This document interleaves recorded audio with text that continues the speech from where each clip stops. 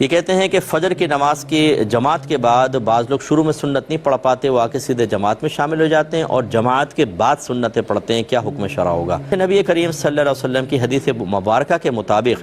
جب طلوع فجر ہو جائے تو آفتاب یعنی سورج نکلنے تک سوائے سنن فجر کے اور کوئی نوافل جائز نہیں ہوتی۔ ایک تو بات یہ، دوسری بات یہ کہ یہ جو سنتیں ہیں ان کا محل جو ہے صرف فرض سے پہلے ہے۔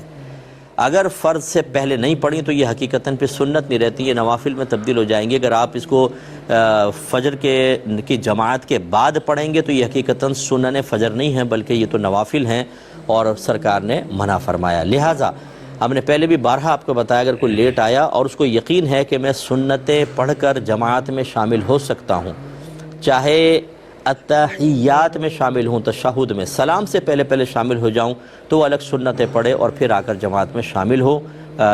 سنتیں چھوڑے نہیں۔ لیکن اگر آپ کو یقین ہے کہ امام صاحب سلامی پھیر دیں گے تو سنت چھوڑ دیں اور جماعت میں شامل ہو جائیں۔ اب یہ آپ کو اگر آپ پڑھنا چاہیں، اس کی قضا امام اعظم کے نزدیک تو نہیں ہے، امام محمد فرماتے ہیں کہ پڑھ لیں۔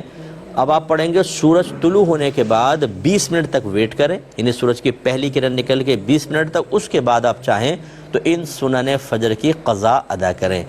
اور وہ بھی امام اعظم کے قول کے مطابق تو نہیں، امام محمد کے مطابق آپ کرنا چاہیں تو کر لیں، لیکن جماعت کے فوراً بعد یہ سنن پڑھنا، اس سے آدمی گناہگار ہوگا اور نبی کریم صلی اللہ علیہ وسلم کی قول کی مخالفت لازم آئے گی، اس پر توبہ کرنی ہوگی۔ ہمارے بہت سارے بھائی بہن چونکہ مطلب باقاعدہ نمازوں کے مسائل سیکھے نہیں ہوتے اور وہ عمومی طور پہ نمازیوں سے مشورہ کر لیتے ہیں، اور اگر کوئی غلط قسم کا ایسا نمازی مل گیا جو نمازی تو ہیں لیکن ان کو دینی مسئلے نہیں پتہ، تو وہ غلط مسئلہ بتا کے خود بھی گناہگار ہوتے ہیں، یہ بھی گناہگار ہوتے ہیں۔ اس لیے مسائل کوشش کریں کہ اپنے علاقے کے علماء سے معلوم کیے